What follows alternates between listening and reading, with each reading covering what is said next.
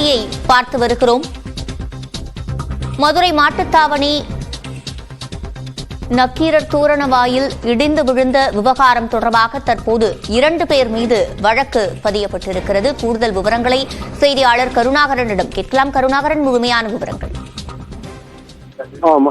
சிவரஞ்சினி, அதாவது மதுரை மாட்டுத்தாவணி பேருந்து நிலையம் அருகே சாலையின் நடுவே அதாவது கடந்த 10 ஆண்டுகளுக்கு முன்பாக உலக தமிழ்ச்சங்கம் நடந்த பொழுது வரவேற்பு தோரண வாயில் அமைக்கப்பட்டது. தற்பொழுது சாலை விரிவாக்கம் செய்ததினால் அந்த தோரண வாயில் போக்குவரத்துக்கு இடையூறாக இருந்தது. எனவே இதை அகற்றுவதற்கு ஒரு வழக்கில் உயர்நீதிமன்றம் உத்தரவிட்டிருந்தது. இந்த சூழலில் இந்த தோரண வாயில் நேற்று இரவு அந்த ஒப்பந்ததாரரும் ஒரு ஜேசிபி இயந்திரத்தின் மூலம் அகற்றினார். உரிய பாதுகாப்பு ஏற்பாடுகள் செய்யவில்லை.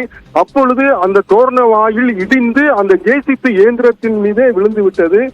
இந்த சூழலில் அந்த தோரண வாயிலில் இருந்த அந்த ஜேசிபி ஓட்டுநர் நாகலிங்கம் என்பவர் உயிரிழந்தார். இந்த சூழலில் அந்த உறவினர்கள் உரிய பாதுகாப்பு ஏற்பாடுகளை செய்யாத அதிகாரிகள் மீது நடவடிக்கை எடுக்க வேண்டும் என்று முறையிட்டனர்.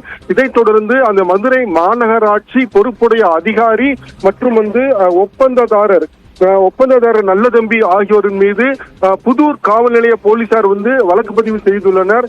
என்னென்ன பிரிவு என்றால் BNS 105 மற்றும் 289, 290 ஆகிய என்னென்ன பிரிவுகளின் கீழ் வழக்கு பதியப்பட்டிருக்கிறது என்பது குறித்து கூறினீர்கள். விவரங்களை வழங்கியமைக்கு நன்றி கருணாகரன்.